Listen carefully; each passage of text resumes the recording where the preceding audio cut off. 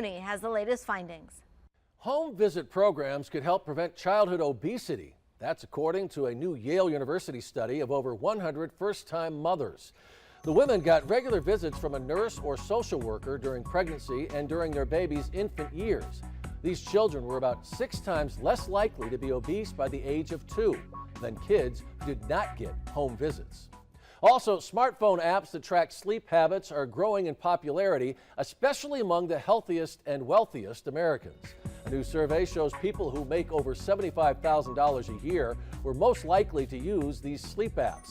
Sleep apps users also tended to have between 16 and 25 other health apps on their phones. And finally, don't stifle your sneezes. What?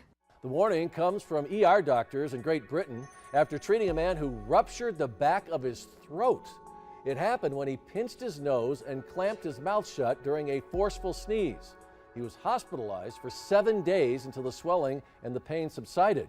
Experts say throat rupture is rare, but it's best not to stop a sneeze. However, when you do, always cover your mouth.